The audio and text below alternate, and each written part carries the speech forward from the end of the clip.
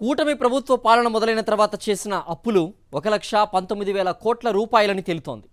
ఈ అప్పులపై శ్వేతపత్రం విడుదల చేయాలని వైఎస్ఆర్సీపీ డిమాండ్ చేస్తోంది.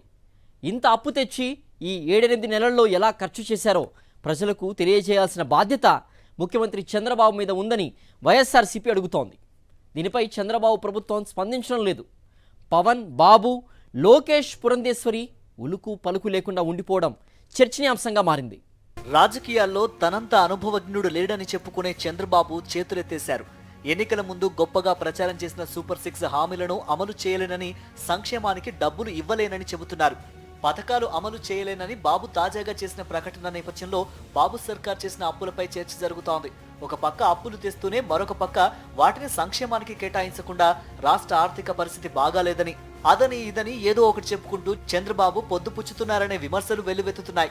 పథకాలు అమలు చేయనని చంద్రబాబు చెబుతున్నా సరే deputy CM Pawan Kalyan silent గా ఉంటున్నారే తప్ప కూటమిలో భాగమై ఉండి కూడా ఒక్క మాట కూడా మాట్లాడడం లేదు. కూటమి ప్రభుత్వం అధికారంలోకి వచ్చి దాదాపు 8 నెలలు అవుతోంది.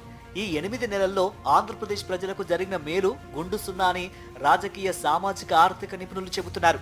ఆఖరికి కూటమిలోని సీనియర్ నేతలు కూడా చంద్రబాబు అసమర్థ పాలనపై లోలోపల మండిపడుతున్నారని కూటమి పార్టీల వర్గాల నుంచి అందుతున్న సమాచారం.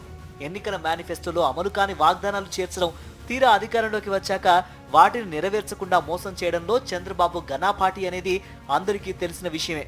అయినా సరే చంద్రబాబు ఎల్లో మీడియా సాయంతో ప్రజలను తప్పుదోవ పట్టిస్తూ 4వ సారి ముఖ్యమంత్రి అయ్యాడు.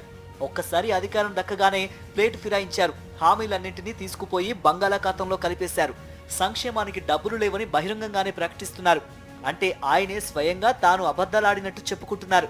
ఎన్నికల్లో ఓట్ల కోసమే తప్పుడు వాగ్దానాలు చేసినట్టు చెప్పకనే చెబుతున్నారు. సంక్షేమ పథకాలను ఎప్పుడు అమలు చేస్తారు అని ప్రజలు ప్రశ్నిస్తారనే భయంతో చంద్రబాబు అమలు చేస్తున్న కుట్ర వ్యూహమే డైవర్షన్ రాజకీయాలు.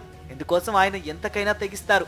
చంద్రబాబు ఇచ్చిన వాగ్దానాలను అన్ని వివరాలతో సహా ప్రశ్నించేది వైఎస్ఆర్సీపీయే కాబట్టి ఆ పార్టీ నేతలను, కార్యకర్తలను, సానుభూతి పరులను వేధిస్తున్నారు. వారి మీద అక్రమ కేసులు బనాయించి జైళ్లకు పంపుతున్నారు. ఆస్తులను ధ్వంసం చేస్తున్నారు. హత్యలు చేయడానికి కూడా వెనకాడకుండా రాష్ట్రంలో నరహంతక పాలన చేస్తున్నారు. వైఎస్ జగన్ 5 ఏళ్ల పాలనలో విద్య, వైద్యం, పారిశ్రామిక, వ్యవసాయ రంగాల్లో గణనీయమైన అభివృద్ధి జరిగిందని పలు గణాంకాలు రుజువు చేస్తున్నాయి.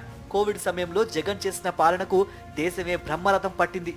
కుల, మత, ప్రాంత రాజకీయాలకు అతీతంగా పాలన చేస్తామని ప్రకటించి ఆ మాట మీద నిలబడి జగన్ పాలన కొనసాగింది. వైఎస్ జగన్ తన పార్టీ మేనిఫెస్టోను ఖురాన్, బైబిల్, భగవద్గీతగా భావించి అమలు చేస్తే చంద్రబాబు మాత్రం తన పార్టీ మేనిఫెస్టోను ప్రజల్ని వంచడానికి ఆయుధంగా వాడుకున్నారు. ఆ విషయాన్ని ఆయనే రుజువు చేస్తున్నారు. పథకాలు అమలు చేయడం కుదరని పని అని ఆయనే చెబుతున్నారు. 2019లో వైఎస్ జగన్ సీఎం అయ్యే నాటికి టీడీపీ ప్రభుత్వం ఖజానాలో కేవలం 100 కోట్ల రూపాయలు మాత్రమే ఉంచి దిగిపోయింది. అయినా చంద్రబాబులా వైఎస్ జగన్ సాకులు వెతుక్కోకుండా నవరత్న పథకాలను అమలు చేసి చూపించారు. సీఎం పదవికి కొత్త అయినప్పటికీ ఎంతో సంయమనంతో పనిచేసి పథకాలను అమలు చేసి చూపించారు. కరోనా వచ్చింది కదా అని సాకు వెతుక్కోకుండా అంతటి సంక్షోభంలోనూ సంక్షేమాన్ని పరుగులు పెట్టించిన ఘనత వైఎస్ జగన్ది. ఈ 8 నెలల్లో దాదాపు 1,19,000 కోట్ల రూపాయలు అప్పు చేసిన చంద్రబాబు ప్రజలకు ఏ ఒక్క సంక్షేమ పథకాన్ని కూడా అమలు చేయలేకపోయారు. పైగా గత ప్రభుత్వ అప్పులు కారణమని సాకులు వెతుకుతూ వైఎస్ జగన్ పాలనపై బురద జల్లాలని చూస్తున్నారు. ఆ మేరకు ఎల్లో మీడియా ద్వారా దుష్ప్రచారం చేయిస్తున్నారు. ఈ నేపథ్యంలో ఈ 8 నెలల కాలంలో చంద్రబాబు చేసిన అప్పులు, ఖర్చులపై శ్వేతపత్రం విడుదల చేయాలని వైఎస్ఆర్సీపీ డిమాండ్ చేస్తోంది. ప్రభుత్వం ఇప్పటికైనా డైవర్షన్ పాలిటిక్స్ మీద కాకుండా మేనిఫెస్టో అమలుపై చిత్తశుద్ధితో పనిచేయాలని ఆ పార్టీని కోరుతోంది.